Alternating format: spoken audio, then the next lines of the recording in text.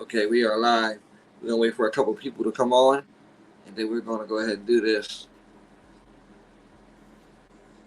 Yeah, I've been doing these podcasts for probably a couple months now. Trying to help families with their loved ones cases, especially cases that are, seem like they haven't went anywhere. Okay. We had one viewer. Okay, come on, bring some more viewers on.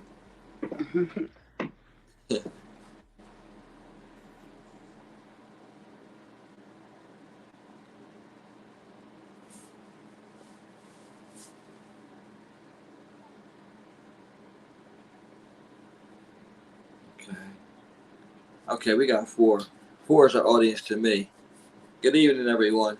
Tonight, we're going to be discussing the case of Kelly Allen. Kelly Allen was 20 years old when she went missing from Berkley, Missouri on March 7, 2007. And she hasn't been seen since.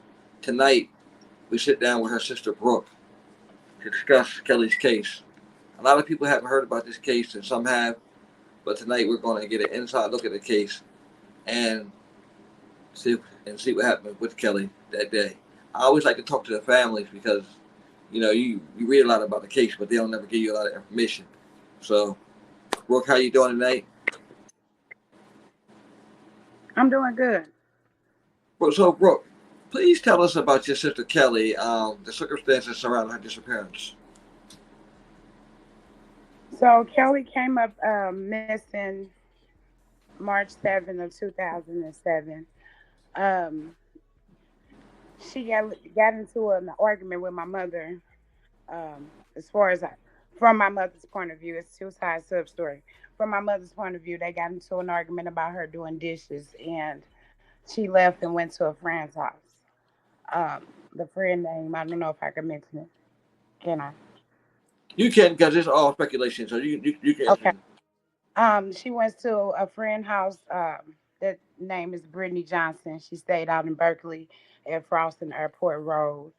But that's that's what my mom said. When I got a call from my sister before she left the house, she said that her and my stepfather got into an argument, and he called her the B word, and she wasn't gonna deal with his disrespect anymore, and she was gonna leave. So I informed her like I can't leave work, but um, just stay there till I got home. Once I got home, she had already left the residence. Okay. And after this, did she go missing after she left the house, or was it like a couple of days or a couple weeks after? Well, she didn't go missing right after she left the house. She actually had an interview on March the 6th, the day prior to her actually becoming coming up missing, um, at a telemarketing place somewhere out in off of Sappleton Road, like Crestwood area. And the people actually scheduled her to come back for a second interview. And when the follow up for the second interview, when they called the young lady house that she was residing in, Brittany Johnson, that's when she told them she was missing and that she didn't know where Kelly was. So she didn't say anything until these people called for the second interview. Correct. When they called So, for the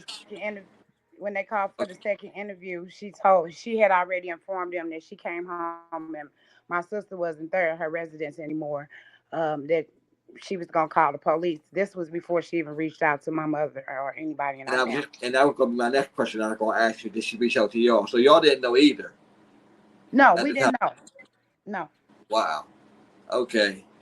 And so she could have probably went missing. So she probably could have been missing like probably a week or so or two before then, right? To our understanding, it could very well have so been possible.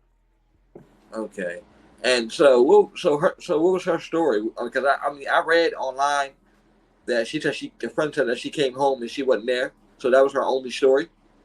Her only story was that, yes, she came home from work after talking to my sister on prior occasions during the course of the day of the 7th. That my sister told her one of her boyfriends came by the house and he woke her up out of her sleep. That she said that was between like 8 and 9 o'clock p.m.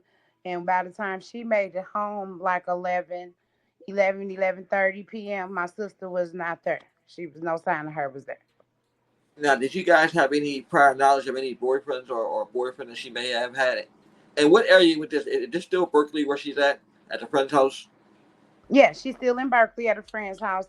Yeah, she was going with a guy named Dwayne. It was Dwayne Jackson or Johnson. He went by Wheezy. We knew of him as her being her boyfriend. And Okay. also, the young lady said that he had been spending time over there at her house with my sister while she was over out in Berkeley. So is that true? Like, was he actually over there, or did he ever answer any questions? We after we she told us that my sister was missing, and we started getting flyers, started printing out flyers, which we didn't do until probably like March the 13th, because we were still giving hope like she gonna come home, you know. Right. Started putting out flyers on the 13th of March. Yes, he came by my mother's house. He did have a gun on him. So thinking back over the years, we don't know if that was a scare tactic for her or for us. He did come over though. He did come over to With a my gun house. on him? Yeah, he had a gun on him. Now, had he always carried a gun, or is this the first time you see him with a gun on his hip? I personally did never even meet this young man until that day. I have never met him. So did the police ever reach out to him and talk to him, and did he give them a story?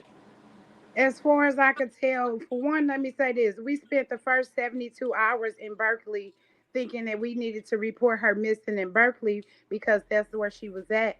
And we didn't find out until the 72 hours mark that we had to report her missing in the city. So we did a lot of footwork out in Berkeley for 3 days after we reported her missing, and we didn't even need to be out there. We should have been in the city. Wow. And nobody said anything at all in this whole No, 72 hours. no, they mentioned the young lady, Brittany Johnson, her boyfriend, his name was Omar, something about he had a Mickey Mouse, and then they did on the guy Dwayne, my sister's boyfriend, be on the lookout. This is all hearsay. We never was there present to know if they actually interviewed these people, but they did say they did. They interviewed all three. Yeah, a lot of times when they say they do it, sometimes they be lying. So like you said, you never know. And see, Yeah, that's the part I don't. That's the part I don't like, because a lot of times they don't let the family member know that they interviewed this person. I think they should, so that way the family don't be sitting back wondering, what's going on. yeah. Because from me reading about the case, I had always wondered who the person whose house she was at. So I'm glad you cleared that up. So after he, after they supposed to interview him, then then where did the case pick up at? So once we realized that we had to report her missing in the city. We had Detective Stratford that was on the case. He was a Caucasian man. He gave us more insight than a actual detective that actually eventually taken over her case, which was Detective Griffin. We just had a bunch of runaround. They told us that she was 20, maybe she went out with a drug dealer, and he was taking care of her for the weekend. Her case to me was never taken serious, never from the beginning. That's a lot with a lot of Afro American women, men, and children. They always want to label us runaways, and a lot of times Yeah, we didn't go anywhere at all. That's the part I right. hate about being labeled that. So they're saying all this crazy stuff, and I don't know. That's just it's, it's unbelievable. Some of the stuff that I hear. Yeah. And also, she had a tax return that she was looking forward to in 2007. She filed with Jackson Hewitt Tax Service. They had showed us footage of her being there 2 days prior to her becoming up missing. So to me, that was a red flag in itself. If she was looking for her tax return, why would she just disappear? So she never got the tax return at all. No, we have a tax return put into a savings account where only she could touch it. So question. So did she go to Jackson Hewitt alone? Not the footage that we seen the 2 times she was by herself. Like I guess checking to see if the check was there. We seen that she was by herself, but prior to, I can't say who she was with and who she wasn't. Right. And that is strange to be looking for a tax check and then just go missing. So Yeah, something somewhere definitely happened. Just like nobody's not saying anything. yeah. Okay, so after you guys view this footage and you know that she was the Jackson Hewitt, then what comes after? Um, the check comes to my mom's house. They kind of gave us some hope that maybe they told her that they mailed it and she would come home. Um, we grabbed her stuff from the girl's house, all her belongings. I think we did that March. I'm doubling back. I apologize. We It's did okay. that No, March you double back. You're good. March the 8th. We doubled back. We went back to the girl house because she actually had footage of her dancing and playing with her daughter a day before all this happened. So she was in good spirits, doing just being herself. Um, so we went and got her belongings, and when we got went to get her belongings from the young lady's house, she had the guy there that she told us she didn't go with anymore. His name was Omar. He was there, and from the video, her house was like young 20-year-old. Her house was a little messy, but when we Right. got there, it was sparkling clean, like Oh wow. sparkling clean. The floors in itself was one of the first giveaways. I'm a little high headed, so my mom was like, "Chill out, let's just get our stuff." I'm like, "Why your house so clean?" It rubbed me wrong. And the whole time her boyfriend was standing in front of the bathroom door, and I that still haunts me to this day. If I'd just pushed him to the side to see, because he act like as if he was hiding something. The way he was standing blocking the bathroom door. But we got her belongings from the young lady's house, and my mom went through her clothes every day, every day. Me and her both was looking at all her clothes. We could tell what was missing, what she had on when she left. Um, and then I want to say 2 weeks, 3 weeks after her tax return came to my mama house, a little skirt was like just took it off, like she had came in the house and took it off and Uh huh. changed clothes. But we don't have any proof that she actually did that. It just was one item that we knew was missing and it popped up, Oh, so one. Hold on. So go back. So one. You said one item that was missing, which was a skirt. which was the little skirt that she used to wear all the time, like a little tennis skirt, yellow, white, and Okay. gray, And where did it pop up at? at my mother's house. Did it pop up inside the house, or was it It left was outside? inside. It was inside the house, inside her bedroom, right in front of her closet, like as if she took that off and put on something else. And this is after she went missing.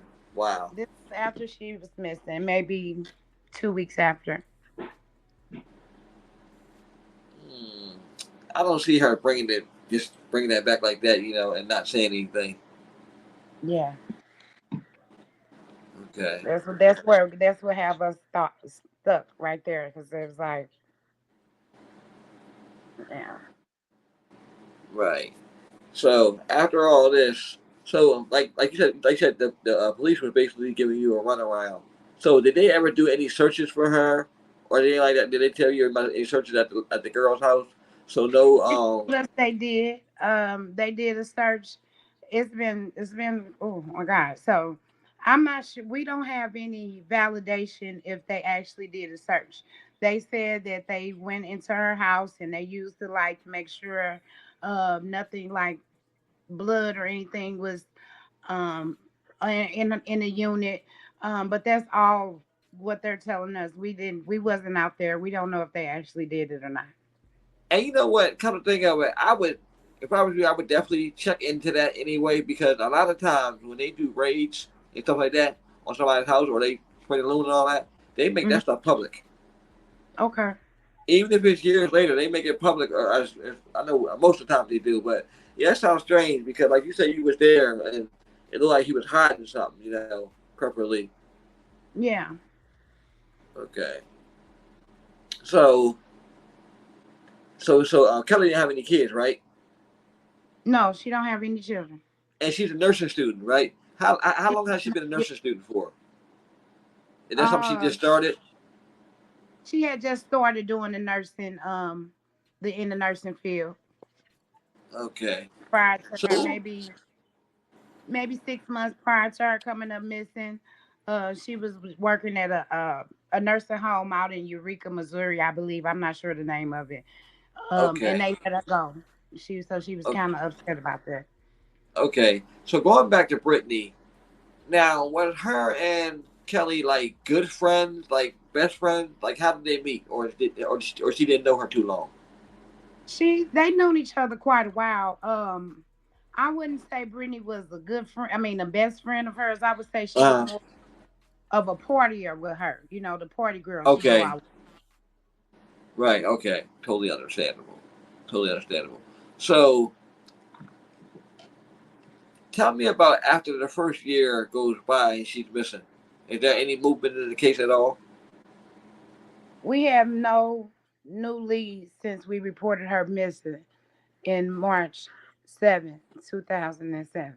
There's been no new leads. I take that back. It was this was probably in 08. They called us, and for one, the city police sent got an anonymous tip that somebody had just laid a fresh thing of cement down in this yard in Berkley. That was a grandmama's. I don't even want to get a misconstrued because I don't remember. It was a Okay, grandmother to some one of the people that was involved in the case. That she just okay, got some fresh cement laid down, and they said there was a body under there. So they did come and swab me, my mother, and my brother's mouth, and it turned up to be an animal bone. oh wow, okay, Yeah. So nothing since then. nothing since then. And it's just like, and it's like she just dropped off the face of the earth. Yes. Yeah, because I'm going back and I'm thinking about you. You said she was on the video with Brittany's daughter dancing the day prior, and then Yeah. she goes missing. Then they're very Yeah, next. yeah, very, very, very totally strange. Yeah. Your mother, I, I know it's been hard on her, all these years. How does she, cope with this, even to this day? Because I know it's been about 15 years, right, since she been missing. Yeah. Almost 16 years. Uh, Almost 16. Okay. my mother, she just over 16. My mother just that she keeps me going because her faith in God. She just keeping faith that no news is good news. Even after all these years, we had a private eye that we hired to look into the case. He basically just took our money and reported everything off of the police report. So just she just keeping her faith in God that she gonna come home to us one day. Right, right. That's the way I like to think too. I like to always think that they're Yeah, out there somewhere and they're gonna make their way home. yeah. So, is there any like other like details that you could think of that also like raise red flags for you? I'm gonna start with my stepfather. I don't know. Me and him never really had a good relationship, but he's the only one who wasn't questioned. My father, me and Kelly's father, he's no longer with us. He died in 2018. Um, he was questioned by the police. TV1 did a reenactment of her story called Finding Our Missing. I don't even know if they aired anymore. But even on the reenactment, it shows what my sister told me. It was her and my stepfather arguing versus her and my mother. So I still have a little speculation about him as well. Him and my mother's no longer together, but he did a lot of suspicious stuff that just kind of made me raise an eyebrow in him. For instance, we had young lady called and said she knew where she was. This was probably 5 days into her being missing, and he deletes the number off of the phone, so we couldn't call the girl back. He has did a lot of things too that just, in this case, we just don't know. Right. Yeah. There's so much shady stuff going on. It's like, who do you put the finger at? Yes, exactly. That's what I'm hearing. I'm really glad that you came on here to one get your sister's story out and talk about it, and so more people can learn her story. Like I said, I've come across her story so many times. And I've always been intrigued. I'm intrigued by a lot of these cases, because Yeah, I want to help. I always want to help, with these cases. So uh, yeah, so the stepfather show. So basically, it ain't no short list of who's who in this case. No, it's not. What's Kelly like? Kelly was a free spirit, the life of the party. When you see her, she always smiling. If you ain't smiling, she gonna give you a reason to smile. Um, she just was vibrant, a free spirit, just loving, just it's hard. It's hard because I'm the oldest of the three of us, but me and her always had a real special and close bond, and it's been a daily struggle. I'm a mom now, and I just can't imagine her not being here to see my three boys, and then my brother has two kids. It's so much that she missed that I know that if she was able and willing to, she wouldn't have missed in our lives. Right, right. Totally, totally agree. I agree with you on that too. Mhm. Yeah. So, so do you think like going forward that your sister's case could be solved? I hope and them my prayers and every night is that God got her wherever she may be. But on top of that, he the only one that knows the answer to what happened to her. And then if she's not here with us no more, we would just give us a sense of clarity so that we can get move on. But after so long, my faith just goes stronger. She out here somewhere. It's just she can't get to us for whatever that may be. Right. And as of today, where does the case stand? Is it closed, open? I mean, They told us it was a closed case in 2012, that it was a cold case, and the only way that some new eyes would get on it is if a new detective decide he wanted to just open the case. And however, the police protocol, I'm not really aware, but that's what we were told in 2012. Her case was no longer active. It was a cold case. so you haven't heard anything from the police since 2012? No. I would I would start calling them and getting on their nerves and bugging them and see what you can stir up, you know? Because you never Yeah. know. Like, I've been seeing a lot of cases that have been solved after 15, 20, 30 years. You know, that's why I never give up hope. And I always encourage the family members to never give up hope. Even if you feel like you want to give up, just just keep on going because you know your sister Kelly will want you to give up. You know, Right.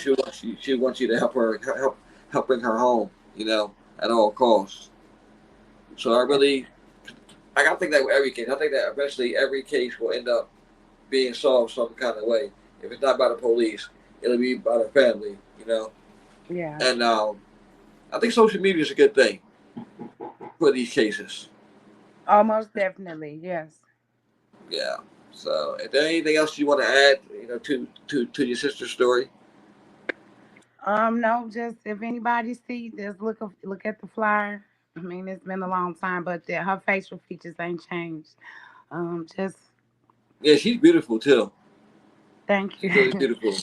Yes. thank Yeah, I'll be you. uploading this. I'll be uploading this to YouTube too. Actually we're live streaming out on YouTube and both of the Facebook pages. So we had a lot of viewers so far. So they're watching, and people are they know who your sister are, and more people know because I'm gonna post it everywhere.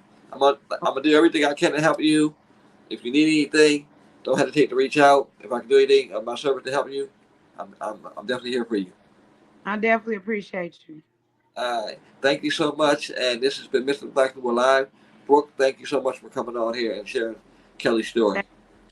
Thank you. Okay, you have a good night. You too. Thank you. Yeah, you're welcome.